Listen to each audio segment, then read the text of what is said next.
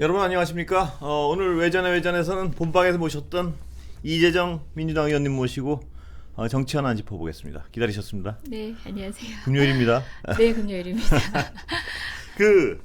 아까 제가 본방에서 조혜진 의원님한테 여쭤봤던 소문 못 들어보셨나요 혹시? 네, 저도 딱히 소문이라고 할 만큼은 네. 아니고 개연성이 있겠다 싶은 정도로 제가 특별하게 생각하진 않았어요. 표현을 좀 더 부드럽게 했는데 제가 들은 건 하여튼 좀 윤석열 후보가 좀 강하고 심한 어조로 사석에서 얘기하는 걸 귀에 들어갔다. 이건 물론 말 만들기 좋아하는 사람들이 소문인데 사람들이 그런 소문이 도는 이유가 약간 그럴 만도 하다 이런 상황 때문에 그런 거 아닌가요? 아무래도 그 영입 문제 자체로, 그러니까 사실은 영입되고 난 이후에도 특정 결정을 두고 힘겨루기를 하는 경우도 예. 많고, 당연히 예측되는 바긴 하지만 영입 단계에서부터 이렇게 길게 논의가 예. 길어질 줄은 모르니까 사실 윤석열 후보님 이제 가까이서는 예. 볼멘 소리 안도 하죠. 근데 예. 또 김종인 위원장님 예전에 우리 당에서도 비대위원장으로 예. 계셨지만 지혜와 경륜은 있으시지만 또 한편으로는 또 그러니까 어른의 특색이 또 있으세요. 네. 예. 그 점에 가교를 하는 역할에서는 이제 예. 부단히 노력하시겠지만 거칠게 이런 메시지가 전해지면 예. 그분으로서는 또 노여워하시는 게 또 충분히 짐작돼서 저는 있음직한 에피소드다. 예. 짐작 가능하다 이런 생각 또, 들어요. 또 다른 제가 어디서 소문만 듣고 인터넷이니까 무슨 김종인 위원장님을 여당에서 만났다 이런 소문도 한번 확 돌았는데 혹시 만났다를 들으셨습니까? 떠나서 소통은 사실은 예.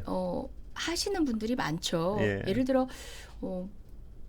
이미 그 당에서 이제 비대위원장의 역할을 하셨기 때문에 예. 우리 당 경력 이후에도 아니 요번 사태를 예, 그때도 이제 저쪽 당하고 예. 인연이 없으셨던 건 아니지만 예. 굳이 이제 대선이라는 지점에서 지금 이 상황에서 윤석열이라는 상황과 함께해야 되냐라는 생각을 하시는 우리 당내 분들이 그분과 가까우신 분 중에 있는 건 사실이고 저는 만났는지 아닌지 예. 모르겠지만 연락은 소통하시는 분은 많다고 들었습니다. 예. 의원님 실명까지 거론되면서 네. 그분이 들으셨죠 그거는? 네네, 예. 저 들었습니다. 맞습니까?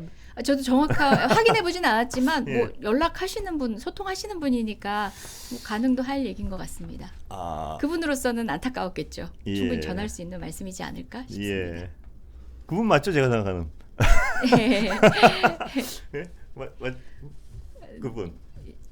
예, 흔히 언론에도 언급도 되고 예. 했더라고요. 예. 예. 김종인 그분 이제 뭐라고 불러야 되나요? 호칭도 전 의원이시기도 하고 또 여러 번 또 양쪽 윤석열 후보의 표현을 빌려서 김종인 박사님. 예. 가장 중립적인 호칭이긴 한 것 같습니다. 김종인 박사님이 그쪽에 안 가는 것이 선거에 어떤 영향이 있습니까 없습니까? 이 의원님 보시기에는. 글쎄요. 가신다고 했을 때 예. 빨리 좀 이제 결정이 됐으면 또 그 시너지 효과도 없진 않았을 예. 것 같은데 또 김병준 지금 현재 본부장인가요? 같이 어우러지는 모습이 시너지 효과를 냈을 텐데 좀 너무 느린 경향이 있는 것 같아요. 다만 윤석열 후보 캠프로서도 이렇게까지 불을 뗐는데 만약에 정말 오지 않는 게 확정될 경우에 받을 타격은 분명히 있을 것 같습니다. 예. 왔을 때 시너지 효과라기보다는 98% 물 건너간 거 아닌가요? 아까도. 근데 이게 공방 자체 끝에 그러한 결론만 예정돼 있다면 타격은 있겠죠. 왔을 때의 시너지 효과는 진작에 좀 사라진 감이 있고요. 조혜진 의원님 55%라고 말씀하셔가지고 제가 늘 이제 긍정적으로 평가를 하시고 긍정적인 분이라서. 근데 이제 물 건너갔는데 극적 타협 없이는 불가능한 상황 같은데요. 객관적인 상황이. 근데 모르겠습니다. 김병준 위원장님하고 김한길 위원장님이신가요? 그분도? 글쎄 제가 생각하기엔 그림 자체는 위원장. 그렇게 신선하지 않다는 거에는 그건 동의할 수 있는 거 아닌가요? 여야를 떠나서. 나이만의 문제는 아닌 것 같아요. 어떤 분들은 평균 연령 얘기해서 저도 방송에서는 언급하겠지만 나이만의 문제가 아니라 사실은 과거에 다른 당에 있었던 사람을 데려온다가 중도 확장의 의미가 있기 위해서는 그 사람이 가진 상징성이라는 게 여전히 그렇습니다. 현재성이 있어야 돼요. 그에 비해서는 김한길 전 대표는 글쎄요 조금 이제 현업에서 떨어져 있는 것뿐만 아니라 이슈 안에서 예. 본인이 또 논의를 이끌어가는 그런 정치인도 원로 정치인도 아니었기 예. 때문에 그저 민주당적이 있었다는 과거만으로 중도 확장성의 의미를 두고 그렇게 주요 보직을 줄만 한가에 대해서는 예. 저도 잘 모르겠습니다. 동의합니다. 예. 전적으로. 예.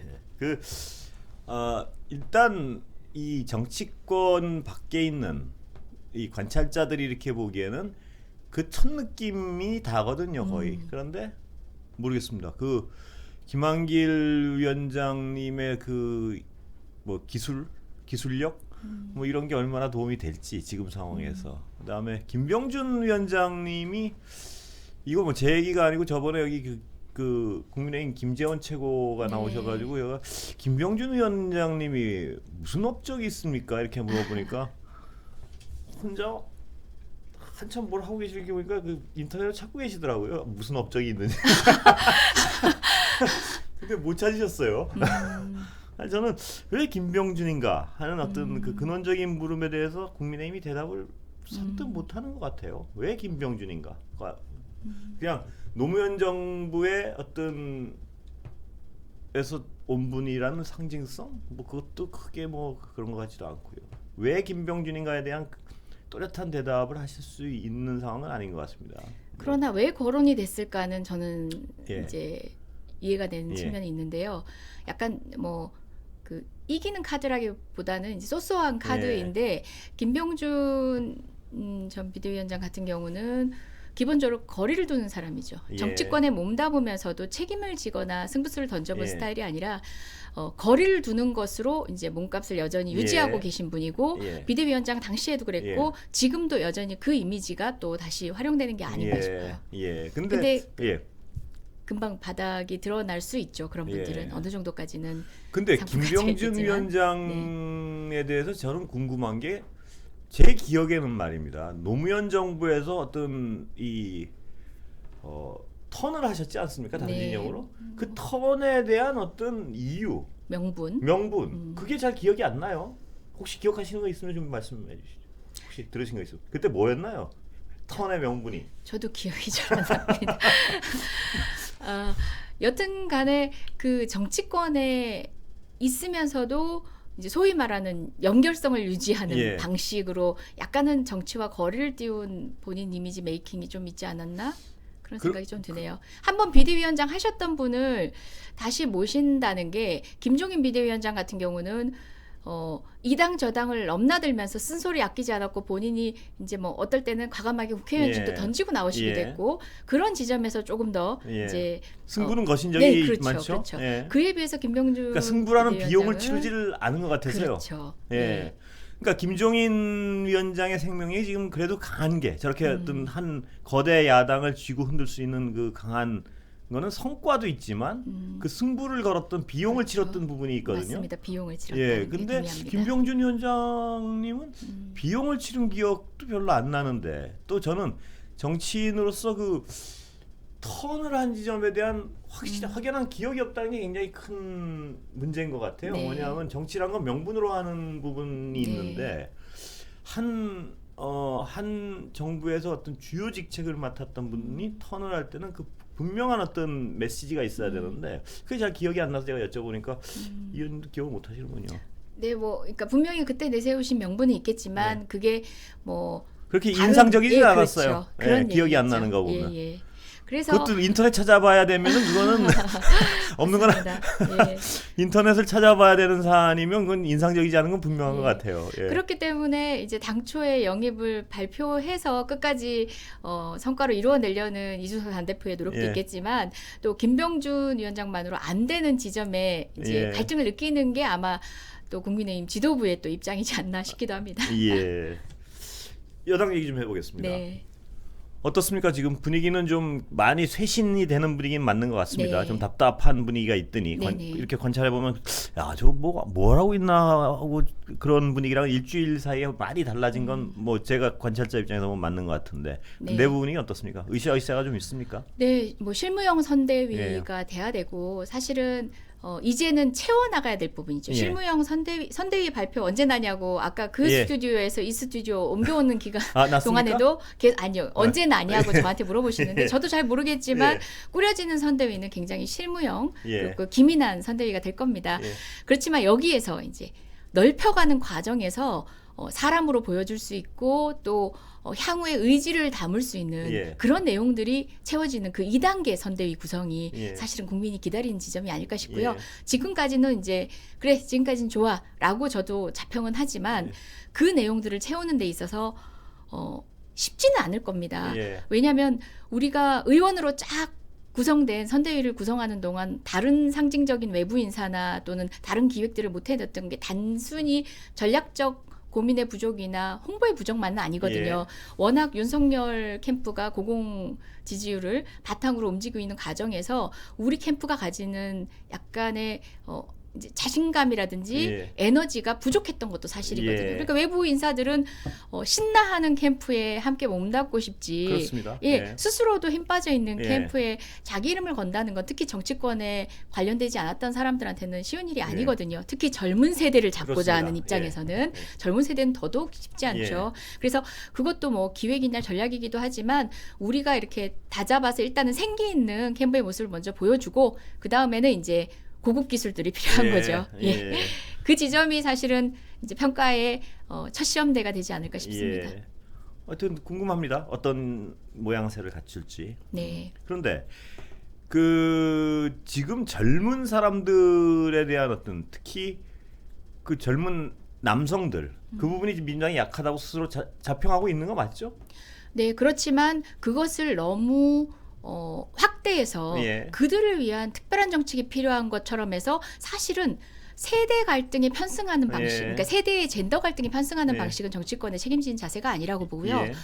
국민의힘에서 사실은 그런 젠더 갈등이 편승하는 방식으로 해서 젊은 층들의 호응을 얻은 건 사실입니다. 예. 그래서 그건 전략적인 측면으로 국민의힘 스스로는 자평할 만하고 우리도 그 점은 우리가 예. 졌어라고는 인정하지만 우리는 그걸 똑같이 아. 할 수는 없거든요. 예. 그래서 저는 뭐 젊은 20대 남, 2대남을 예. 위해서 기획을 한다? 예. 그런 하수는 두지 않았으면 좋겠고요. 누가 그런 얘기를 하더라고요. 청년 정책이 따로 있냐고. 예. 지금 민생의 어려움, 집값 문제라든지 여러 가지 측면에서 문재인 정부의 국민들이 정말 몰맨소리를 하는 바로 그 비판의 지점들, 예. 그 부분들을 개선하는 게 근본적으로 청년의 문제를 해결하는 건데 예. 청년 타겟팅 정책이라고 해서 굉장히 부수적인 정책을 나열하는 방식으로 예. 청년의 마음을 얻으려고 하면은 그건 예. 실패다. 그래서 예. 저는 우리가 보다 근원적인 방식으로 보여줘야 되고 다만 이 조언 들었어요. 예. 저희가 메타버스, 예. 래핑한 버스. 예. 사실 뭐 지금 보면은 이제 반응은 나쁘진 않지만 그 MZ 세대를 대표한다고 할 수 있는 어떤 언론인께서 그 얘기를 하더라고요. 이재정 의원님, 예. 메타버스 그거 MZ 세대 머리에서 나온 거 아니죠? 예. 그렇게 얘기를 하는 거예요. 예. 모르긴 몰라도 그럴 것 같다. 그 맞다. 예. 우리 MZ 예. 세대에게 특별히 경청해서 예. 홍보 역량을 짜본 적은 없는 예. 것 같아요. 홍보 정책을 짜본 적 없는 것 같아요.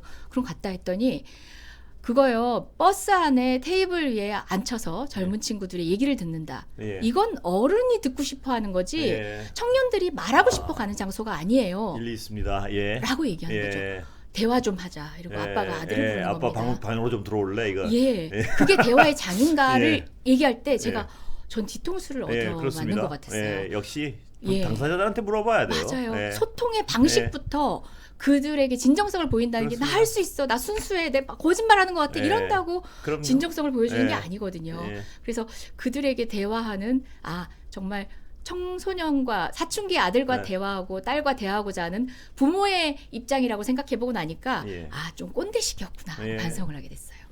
그들과 대화하는 방식은 그들한테 물어봐요. 저기 저분들도 20대 어떻게 하면 돼요? 이따 붙잡고 또 한번 치조를 하세요. 제가 가끔. 그 말씀은 하시더라고요. 예. 그러니까 뭐 하나의 방법 중에 하나겠지만 20대들 사실 우리 386 그 부모님 세대와 다른 점은 부모님 세대는 내 명예를 걸고 예. 뭐 사랑도 하고 예. 역사도 변형을 했어요. 예. 내 이름 걸고 난 당당하면 이름 내비쳐. 예. 하지만 20대들은 비겁해서 익명성에 숨는 것만은 아니거든요. 예. 그들이 소통하는 그 솔직함의 익명성이라는 예. 것들을 그거는 책임지지 못하는 자세라고 치부하는 꼰대들의 인식. 그렇죠. 예. 그걸 타파한다고 생각한다면은 소통의 방식도 예. 그런 익명성을 인정하고 또 익명성이면은 또 기꺼이 예. 거침없음도 있잖아요. 예. 거침없기 때문에 날선 표현들에 대해서도 이해하면서 예. 기꺼이 감수하면서 우리 세대가 그들에게 손을 내밀면 어떠냐 이런 얘기도 어떤 분은 하시더라고요. 하여튼 기대해 보겠습니다. 근데 이 의원님 방금 그런 꼰대들이 하면서 이렇게 딱 손을 짓을 저한테 딱딱 하시는데 가슴이 덜컹했어요. 어머 그런 거 저도 포함이죠. 아니 저 아니 근데 딱 칭한 건 아닙니다. 아니 그러니까 뭐 도둑이 재발견이라고 아이고. 꼰대들의 그런 근데 제가 속으로 그렇지 익명 아니 뭐 실명으로 우리는 하는 게 옳다고 배워왔지 뭐 이런 생각을 하고 있었는데 그런 꼰대들의 이런데 가슴이 덜컥해가지고 그냥 자동적인 도둑은 원래 액션이었으면 재발이 죄송합니다. 저린 법입니다 원래. 근데 저는 그 이재명 후보의 그 몽골기병이란 말은 누가 맨 처음에 썼나요? 글쎄요, 저는 본인이 아닐까라는 저는 생각을 그게 굉장히 해보는데요. 인상적이었어요. 네. 왜냐하면 그 몽골기병 제가 읽은 어떤 잡지인가 어디 책인가의 내용 중에 하나가 몽골인들이 다른 이건 물론 그 비유니까 어떤 뭐 그런 전투성이나 잔인함이 아니고 비유를 하는데 그 진짜 역사에서 몽골 기병들이 다른 마을을 점령할 때 그 지도부에 그 이렇게 이 몽골인들이 쳐들어온다 이러면 그 신속성 때문에 이 마을은 이미 이 공포로 초토화되어 있는 상태에서 그 화살이 하나가 휙 날라와서 이건 역사적 팩트로 어떤 잡지에서 써놓은 거예요. 그들의 전략을 화살이 휙 날아가 탁 박힌답니다. 그러면 그 마을 사람들이 이렇게 뽑아서 보면 거기 지도자를 향해서 편하게 죽을래 고통스럽게 죽을래 두 가지 선택 중에 하나를 빨리 그러면 그 공포가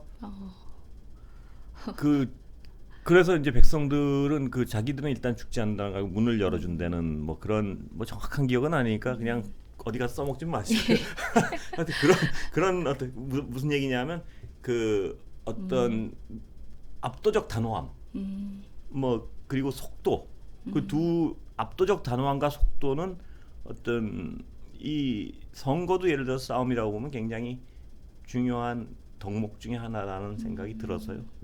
다만 이제 제가 확인하지 않았지만 이것이 다른 단위에서 기획된 건 아닐 것이다라는 생각을 하는 이유는 저도 정치권에 몸담은 지 오래되지 않고 국회의원 6년 차로서 6년의 경험인데요. 제가 바라본 당의 조직은 만약에 몽골기병이라는 표현을 하겠다라고 누군가 한다면 바로 올라가고. 반응들이 느껴집니다. 허필 몽골이냐 부터 시작해서 그 상징을 다르게 표현할 수 있는 뭐 좀 예쁘게 표현하고 그래, 뭐. 그렇죠. 그러니까 역반응이 없을 수 있는 다른 표현을 찾아보자 하고 당의 흔한 조언과 반응들이 생각이 나서 그거는 후보발일 것 같습니다. 쉽게 이렇게 조직 안에서는 조언될 수 있는 게 아니지 진통이 않을까. 없었다 이거죠. 네. 그런 의미에서 후보발일 것이다. 예, 그렇습니다. 하여튼 이 야당이 좀 주춤하고 있는 사이에 그 변화의 시점이 미묘하게 맞물려 있는 것 같아서 이 관찰자로서 이렇게 보면 다음 주가 굉장히 변곡점이 될 것이다 이런 생각이 드는. 다음 주에 저희 여론조사를 선전하기 위해서 제가 이 말을 하고 있는 겁니다. 네, 저는 정말 궁금하고 그 지점들 저희가 꼭 살펴서 꼼꼼하게 점검해 보겠습니다. 저희 방송 여론조사 돈 쓰고 했으니까 이럴 때 팔아먹으려고. 아니 많이들 기다리실 것 같아요.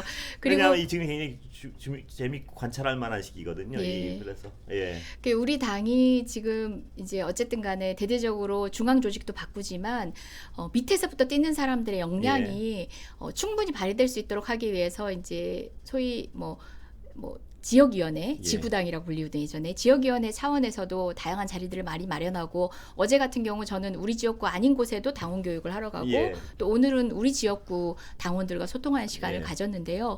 이 안에서 이제 조금씩 기대감, 사실은 조금 눌려 있었거든요. 내년 대선 너무 어렵다. 2016년 기억과 대비하면서 굉장히 눌려 있었고 그런 상황에서 우리끼리 확인하는 우리의 저력, 후보의 강점, 예. 이제 흔히 뭐 이재명 예. 알기처럼 예, 이제 예, 밖에선 얘기되고 있는 예. 후보의 강점, 그리고 우리가 교본이 딛고- 있습니까? 근데 그건 네? 이재명 알기 교본이 아이고, 아닙니다. 이 우리의 우리가 딛고 서 있는 현실을 제대로 보자는 취지죠. 예. 우리의 자산과 또 우리의 위크 포인트, 뭐 모든 것까지 보고 우리가 다음 선거까지 뭘 해야 될 것인가를 당이 그리고 또 당원들이 좀 자발적으로 알았으면 좋겠다 해서 그런 말씀 나누면 그간에 좀 억눌려 있었던 거, 예. 하지만 조금 더 자신감을 갖고 해야 되되 방금 말씀하신 지점.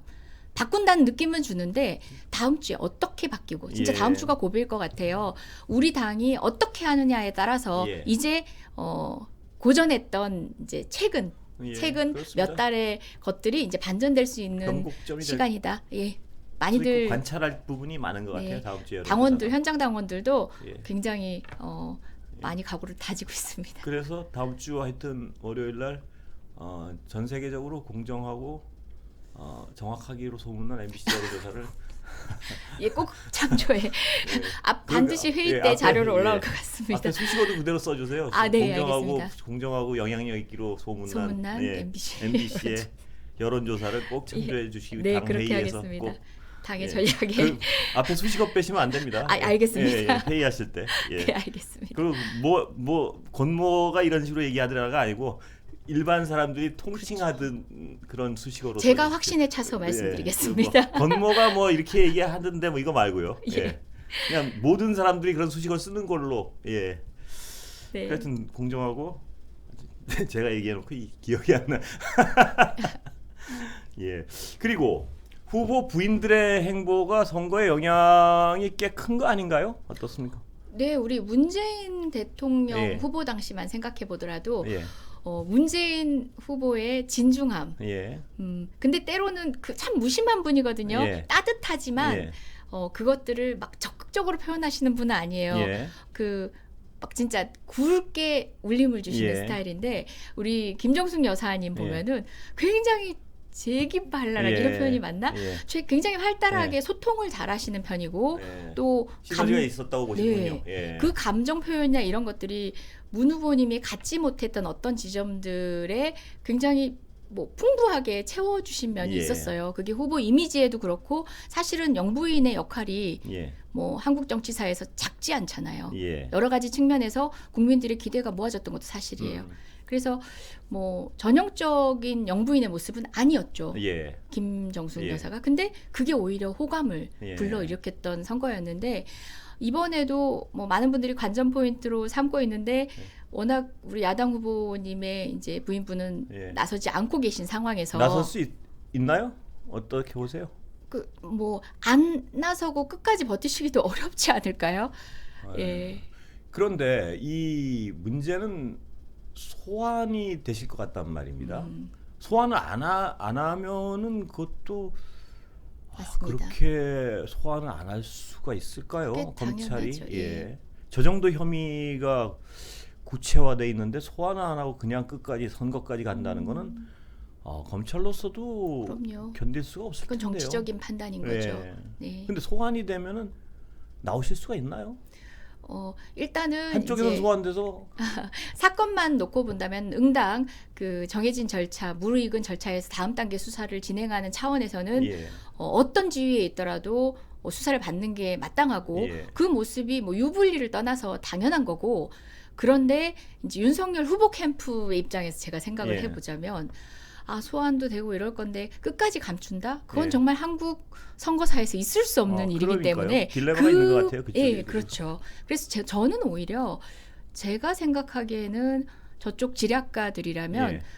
등장할 시기를 지금 근데 너무 이렇게 막 이제 시쳇말로 이렇게 뜸들이다 보니까 예. 이렇게 쪼고 있는 상황이 예. 언제일까 이러고 있다 보니까 이분이 등장하는 시기를 오히려 더 무거워져 버린 거죠. 예. 그런데 등장을 시키고 차라리 저쪽에서는 적극적으로 예. 이제 그 공방에 대해서 뭐 설명하고 싸우는 방식으로 가자라고 하는 지략가들의 조언이 우세지 않을까 생각하고는 있어요. 그런데 그분이 등장하면서 명쾌히 설명 가능한 의혹이어야 되는데 그 딜레마는 그게 명쾌하게 설명이 안 될 것 같아. 해명이 돼야지 그게 어떤 정면 승부가 가능한 건데. 네.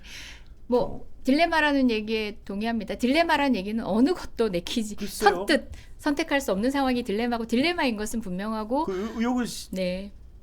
그게 정면 승부를 해서 이길라 그럴 때 정면 승부를 하는 거지 이길 수 없는 어떤 의혹임 측면이 좀 있는데 그걸 어떻게 설명을 하실지. 아니면 그게 어렵다고 판단하시면 대한민국 헌정사상 최초로 우리 부인이 등장하지 않는 대통령 선거가 되는 거죠. 글쎄요. 예. 네. 그리고 저는 그 김건희 씨의 어떤 그 문제는 윤석열 후보도 반드시 하나는 좀 해명을 하실 부분이 네, 있는 것 같아요. 맞습니다. 뭐냐면 본인이 전혀 영향력을 안 미쳤을지라도 제가 늘 말하지만 그 검찰 조직이라는 어떤 그 동질성이 아니면은 정서적 동질성이나 서로 어떤 우리 편이라는 의식 아니면은 해명이 안 되는 무슨 말씀이냐면 윤석열 후보 검찰에 몸담고 있을 때는 수사도 안 되고 아무런 진전도 안 되는 사건이 딱 검찰 그만두고 5명이 구속됐단 말이에요. 4명이 주가 네. 조작과 관련해서. 네. 그렇다면 그 현상을 지금 검찰이 그 구속 사건을 조작한 것이 아니라면 적어도 아닌 이상. 네. 그럼 그 당시엔 왜 그게 안 이루어졌는지에 대해서 대통령 후보로서 또 검찰에 몸담았던 분으로서 한 번은 좀 설명을 해주셔야 될 것 같은데. 네, 합리적 지적이죠. 예. 네, 계속 모르쇠로 일관하고 계시지만 제가 김건희 씨 등장에 보다 방점을 찍는 이유도 예. 지금은 자꾸 뭐 야당 탄압, 야당 후보 탄압의 프레임으로 이제 두리뭉실하게 설명하고 넘어가시려고 예. 하는데 김건희 씨가 등장하는 순간부터 그거는 구체적인 정말 어떤 사람이 돼서 등장하다 보니까 국민이 더 가열차게 요구를 하게 될 것 같습니다. 그렇게 저는 되겠죠. 거기에 응당 윤석열 후보가 입장을 밝히고 예. 변명이든 설명이든 해내야 그렇습니다. 되는 때라고 봐서 예. 언론으로서는 그 부분에 대해서 후보는 어떻게 뭐라고 해 그냥 그 다 탈탈 털렸는데도 이런 어떤 추상적인 말 말고 네. 구체적으로 이건 이렇게 돼서 그러니까 그게 윤석열 후보가 직접적인 영향을 미치지 않았을지라도 왜 그 당시에 본인이 검찰에 100분 윤석열 후보의 입장을 이제 받아들여서 예. 전제하더라도 이 전제하더라도 말씀이지. 예. 왜 그 당시엔 그 정도로 수사가 안 이루어졌고 그러니까요.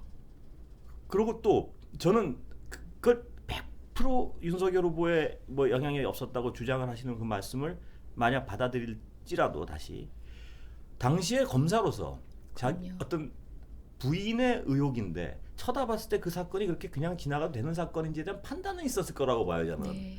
근데 그 정도로 그 특수부에 오래 계시고 어떤 그 기획 수사를 잘하시고 하는 분이 자기 부인의 혐의가 거론된다는 것은 알았을 거 아닙니까? 그럼 그걸 검사로서 그 사건을 어떻게 쳐다봤는지에 대한 지금도 그건 한번 물어보고 싶어요. 저 정도의 정황이면 김건희 씨의 주가 조작 연루 가능성에 대해서 어떻게 판단하는지 검사로서 평생을 검사로서 일했다고 말씀을 하시니까요. 근데 아무런 설명이 없는 게 정말 좀 네. 언론으로서 보기에는 이해 안 되는 측면이 있습니다. 네, 게다가 검찰총장이셨던 분이잖아요. 예, 그러니까요. 수장이셨던 분이니까 이렇게 늦장 수사가 이루어진 그 경위에 예. 대해서 책임이 있는 분이죠. 그렇죠. 할 바를 못했던 건 분명한 거죠. 예. 이건 100%할 바를 못했던 거죠. 근데 이제 그것도 근데 그럼에도 불구하고 대검 차원에서 그 김건희 씨나 장모의 입장에서 거의 어떤 변론서를 넘어서는 문건을 만들어냈다는 거에 대해서는 이건 이게 정말 그냥 탄압이다 이런 어떤 추상적인 말로 지나갈 것이 아니고 분명한 해명과 어떤 사과나 뭐 그런 부분에 대해서는 근데 전혀 없으시다는 게 좀 안타까움이 있습니다 정말. 사실 윤석열 검찰총장 이제 지명자이던 당시에 제가 당 대변인이었고 이런저런 메시지를 낼 때 우리 이제 현직 검찰 중에 이문정 검사님 같은 경우는 예. 열심히 이제 검찰 내부 조직에 대한 비판을 가감없이 하시는 예. 분인데요. 그분과 저는 거의 그 SNS 이제 사회관계망 서비스에 올리는 뭔가를 바라보는 입장들이 법조계 내부 입장도 예. 다르지 않았는데 예. 그때는 참 정말 평행선을 달리다시피 극과 예. 극의 입장이었습니다. 예. 근데 저희는 그래 이 사람이 검찰주의자 예. 조직에 대한 그런 예. 검찰 원칙주의자다라는 식으로 이제 표현을 할 때 예. 그분이 굉장히 그거는 정말 너무나 후한 표현이라는 아, 방식의 예, 예. 어떤 기억이 나는 것 같습니다. 다른 말을 예. 했습니다. 예. 근데 그게 결국 보면은 검찰 조직 자체를 정말 금과 옥조처럼 여기는 것도 사실 문제가 있는데 예. 이분은 특히 검찰 조직을 심지어 사조직화했다는 아, 예. 거겠죠. 그렇죠. 예, 그 특수부 지금- 라인으로 승승장구하는 것뿐만 아니라 지금 가족 사건에 그와 같은 방식의 문건이 만들어질 정도로 방치했다는 건 공적 조직을 활용했다고밖에 볼 수 없는 거죠. 아, 그거는 근데 정말 저는 뭐 여러 가지 문제점이 있지만 그분이 총장으로 계실 때랑 그 전에랑 여러 가지 문제점이 있지만 당시에 대검이 예를 들어서 그것도 역시 뭐 윤석열 당시 총장의 지시가 전혀 없었다고 그런 점을 100% 받아들이더라도 그러면 고위 간부들이 그런 문건을 만들었다는 걸 보긴 봤을 거 아닙니까 나중에라도. 그럼 그 문건이 문제가 그런 치명적인 문제가 있는 거를 그냥 넘어갔다는 것만 해도 저는 그리고 그 고위 간부들이 예를 들어서 그런 문건들을 만들고 완전한 변호인 입장에서 그 묘사를 할 지경이면 그 밑에 수사를 하는 분들은 어떻게 수사를 하란 말이지 저는 그걸 정상적인 어떤 네. 행위라고 얘기를 하는 저는 그 사고는 정말 정상적인 사고가 아니라고 봐요. 아니 대검 그 검찰 수뇌부가 문건을 작성했는데 완전한 상대방은 다 사기꾼이고 이 총장의 장모는 피해자고 이 부인도 피해자고 이런 식으로 서술을 해놓으면 그 밑에서 지금 그 사건을 수사하고 있는 검사들은 그걸 수사를 하라는 얘기인지 말라는 얘기인지부터 해서 말입니다. 근데 그거에 대해서도 전혀 어떤 언급과 해명이 없는 네. 다는 게 일단은 뭐 그 부인 되시는 분이 공인이시잖아요. 이제 등장하셨으면 좋겠고 예. 등장하면 반드시 해명을 하셔야 되고 설명을 하셔야 되는 그래야 지점들이니까 될 그 수순으로 겁니다, 아마. 갈 예, 거라고 이건 봅니다. 어떻게 된 것이고 아니면 정말 후보자를 한 번도 등장시키지 않는 대선 이게 가능할 거라고 생각하십니까? 우리 국민의힘에서도 지금 결단의 시기를 아마 종용하고 계실 거예요. 예. 내부적으로 상식적인 분들은 그 몇 가지 너무 많아가지고 그런데 그 후원 협찬권도 분명한 해명이 있어야 될 맞습니다. 것이고요. 그게 왜 이분이 이 상태 남편이 이 상태일 때 왜 갑자기 후원이 몰려들었는가에 대한 분명한 해명. 그건 실정법 위반 아닌가요? 만약 그거 드러나면 그건 명백한 실정법 위반 같은데요. 그러니까 협찬. 네. 그리고 또 본부장이라고 했을 때 또 장모님과 관련된 문제 대장동 문제를 뭐 거꾸로 뒤집어 보면 그 사건이 또 나오는 거 아닙니까? 대장동 문제에 대해서 비판할 자격이 있나라고 되묻고 싶을 만큼 그 민간 개발의 특혜의 어떤 권력가의 결탁의 구조가 굉장히 심각한 지점에 있는 게 또 장모와 관련된 건인데 등등 모든 것들이 대선 후보로 나온 이상 그리고 대선 후보의 향후 영부인의 자격으로 역할을 하셔야 될 뿐인 만큼 늦었죠. 예, 빨리 나오셔서 해명을 하시고 설명을 하셔야죠. 좀 듣고 싶습니다. 네. 언론 입장에서는 어떻게 생각하시는지 그리고 그런 의혹에 대해서 이렇게 그 전부터 저희 MBC에서는 많은 보도를 했었거든요. 그 의혹에 대해서. 그런데 정확한 해명은 아직 들어본 기억이 없는 것 같아요. 그런데 그렇게 그냥 추상적인 뭐 야당 후보 탄압이다. 근데 그런 말로 하는 설명 말고 진짜 좀 구체적인 좀 설명을 좀 들었으면 좋겠어요. 네. 어떻게 된 것이고 그 당시에 그리고 아까도 말씀드렸지만 검찰에서 어떤 일생을 바치신 분으로서 그 사건을 어떻게 보는지에 대한 견해도 좀 듣고 싶어요. 주가 조작 의혹이랄까, 장모의 여러 가지 의혹이랄까 그런 거에서 검찰로서 그러니까 뭐 영향을 미쳤다 안 미쳤다 이거 뭐 아니라고 그럴 테니까 그건 다 처치하고 그 검찰의 일생을 몸담은 분으로서 그 사건 자체를 어떻게 평가하는지에 대해서도 좀 듣고 싶어요. 예. 그게 너무 상식적인데 그죠? 예. 그런 이야기는 진작에 들었어야 마땅한 건데 예. 그렇습니다. 그리고 부인 등판 하실 고민을 전략적으로만 하지 마시고 좀 어떻게 해명할까에 대해서 좀 고민을 하셨으면 좋겠어요. 여러 가지 의혹에 대해서. 네. 나오시면 하여튼 부인 등판하시면 그때 다시 한번 여러 가지 여쭤보겠습니다. 예. 끝낼까요? 네. 금요일은 제가 50분을 기준으로 하고 있습니다. 아, 네네. 예. 여튼간에 우리 그 이재명 후보는 이제 부인과 함께 예. 뭐 이제 언론에서 뭐 별의별 이제 뭐 여러 가지 뭐 구설도 있고 했지만 사실 김혜경 여사님이 굉장히 이제 소탈하세요. 예. 소위 그 예술을 전공하셨던 아. 있는 집 부잣집 그렇습니까? 딸. 뭐 전공이시죠? 저도 음악이가요? 음악이가요? 셨나요? 예. 아. 근데 이재명이라는 사람을 만나면서 비로소 세상을 이제 틀을 깨고 나와서 세상을 예. 바라보는 그런 시간들에 부부간의 공감대를 갖고 소통했던 시간들이 고스란히 느껴지는 따뜻함이 있으세요. 그래서 저는 결혼하실 때 반대했었나요? 혹시 딱히 또 반대는 아니었던 것 같아요. 아, 왜냐하면 그래요? 이재명이라는 변호사였으니까. 예, 변호사였죠. 그때 변호사 당시에.